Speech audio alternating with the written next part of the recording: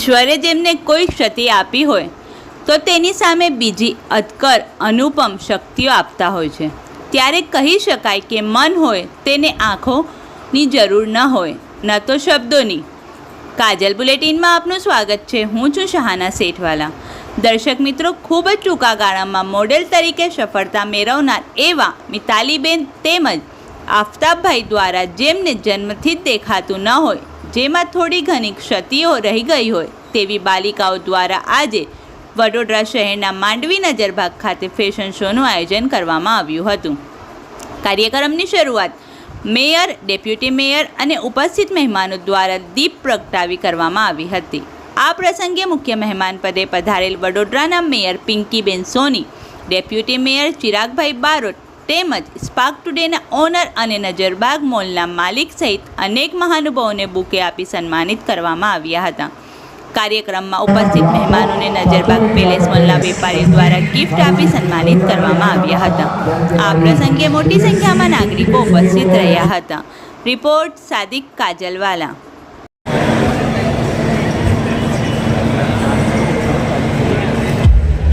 Please Pinky ma'am Soni के लिए जोरदार तालियां दीजिए। साथ में हमारे एडवाइजर ताली बजाना है बहुत ही कमाल का, उसकी तालियां बोलती है, उसके मन में इतने उमंग है। एक बार चिराग सर के लिए जोरदार ताली दीजिए प्लीज।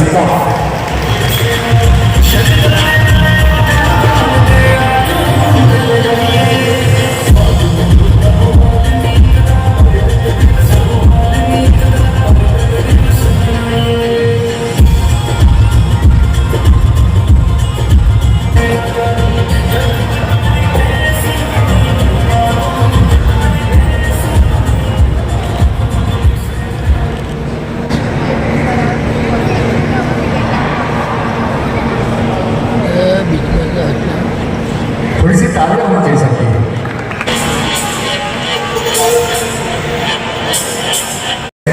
थैंक यू कहना चाहूँगा मुकेश देशवाला मिलन का मैं तहे दिल से शुक्रिया अदा करना चाहूँगा उनकी सब कुछ किया साथ।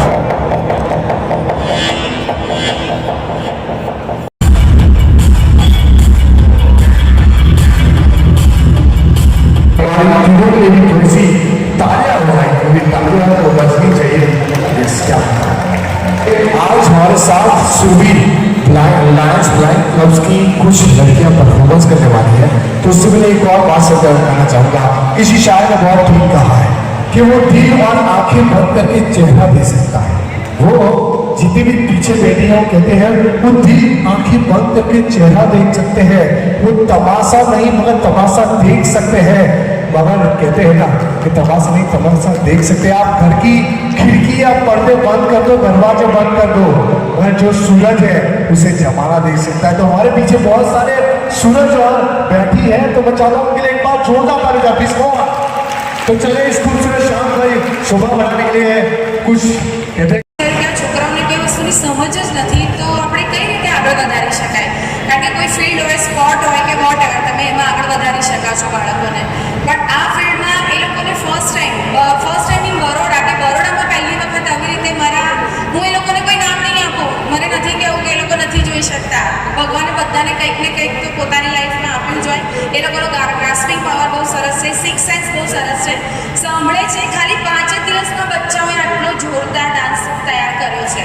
આપણા જેવા કોમન 2024 જે ઇન્ડિયન રોઝીસ ઇવેન્ટ અને જે મોડેલ તરીકે પોતાનું કાર્યક્ષેત્રમાં ખૂબ સફળતા મેળવી છે એવા મિતાલીબેન જ્યારે કાર્યક્રમમાં ગયા અને ત્યાં એમને જ્યારે જોયું કે જે દીકરીઓ છે કે જે લોકોને જે સુરભી અંધ સ્કૂલની જે બાલિકાઓ છે, જેમને કેટલીક બાલિકાઓ કે જેને 50% દેખાય છે, 15% દેખાય છે, અને કેટલીક બાલિકાઓ એવી છે કે જેને જન્મથી આ સૃષ્ટિને જોઈ જ નથી, ત્યારે આપણા આદરણીય વડાપ્રધાન ભાઈ શ્રી નરેન્દ્રભાઈ મોદીજીએ પણ જ્યારે આવા કોઈક ને કોઈક અંગની કોઈક કારણસર ક્ષતિ હોય અને ત્યારે આ લોકોને મળ્યા અને પોતાના સ્વાનુભવે એમને અનુભવ્યું કે જ્યારે ઈશ્વર, જ્યારે ઉપરવાળો કોઈ એક વસ્તુની ક્ષતિ આપે છે ને, તો એની સામે એમને અઢળક અને બીજી સ્પેશિયલ કંઈક અલગથી જે બીજા લોકોમાં સામાન્ય લોકોમાં ન હોય એવી શક્તિઓ પણ આપે છે.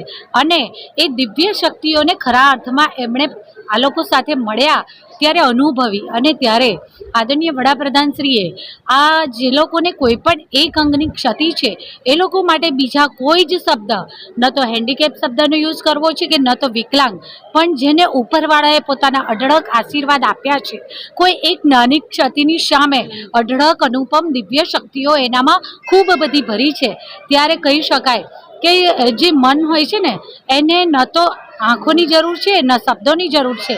મનથી વ્યક્તિ આકાશ પાતાળને એના પડળો પસાર કરી અને છેક ઊંડાણમાં સાગરના પેટાળના ઊંડાણમાં પણ ને એનાથી પણ ઊંડે જઈ શકે છે કે આકાશ ચીરીને એની ઉપરની દુનિયાનું પણ પોતાના મનની શક્તિથી એ અનુભવી શકે છે અને જોઈ શકે છે. ઘણી વખત એવું હોય છે કે આપણે સૌ પર્ટિક્યુલરલી પરફેક્ટલી જોઈ શકનારા પણ આપણી સામેની વસ્તુને ખરા અર્થમાં જોઈ નથી શકતા, પરિસ્થિતિને સમજી નથી શકતા. પરંતુ આ જે દિવ્યાંગ હોય છે ને, જેની પાસે ઈશ્વરે દિવ્ય શક્તિઓ અતૂટ આપેલી છે, એ લોકોને આ બધી જ પરિસ્થિતિઓને પામવાની શક્તિ હોય છે. એ લોકોને આપણા બોલાયેલા બે શબ્દો અને શબ્દોની વચ્ચેના રહેલા અવકાશને પણ સમજી શકવાની ક્ષમતા હોય છે.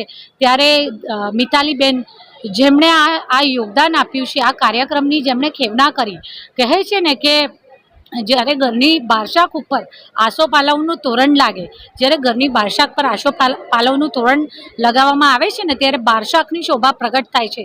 તેવી જ રીતે માનવતા સતત જીવાતા જતા સ્વકેન્દ્રી જીવનમાં જ્યારે પોતાના સ્વકેન્દ્રમાંથી ધ્યાન બીજી બાજુ કરી અને ખરા અર્થમાં માનવતાને મહેકાવતું, લોકોને, દુનિયાને કંઈક આપીએ. ઈશ્વરે જ્યારે આપણને મનુષ્ય તરીકે જન્મ આપ્યો છે ને, તો આપણે આપણી ક્ષમતાઓ દ્વારા આપણે આ સૃષ્ટિને, આ વિશ્વને, આ મનુષ્યતાને કંઈક અર્પણ કરીએ, એવી જે શુદ્ધ ભાવના છે, એવી ખરા અર્થમાં માનવતાને મહેકાવી છે એવા મિતાલીબેનને અને આફતાબભાઈને હું ખૂબ ખૂબ અભિનંદન પાઠવું છું. વડોદરા શહેરમાં ખરેખર પથદર્શક પ્રેરણાદાયી પગલું કહી શકાય કે જે લોકો દિવ્યાંગ છે એમના માટે આવા ફેશન શોનું આયોજન કર્યું. એમના પોતાના કાર્યક્ષેત્રને આ બાળકો કેવી રીતે ઓળખે એને પોતાના આત્મા, અંતરાત્માથી જાણે અને પીછાને પોતાના કાર્યક્ષેત્રના પ્રવાસને ખરા અર્થમાં આ દીકરીઓ જાણે.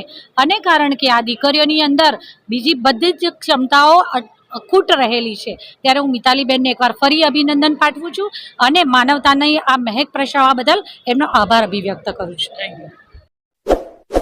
इस वीडियो को लाइक करें, हमारे चैनल को सब्सक्राइब कर बेल आइकन जरूर प्रेस करें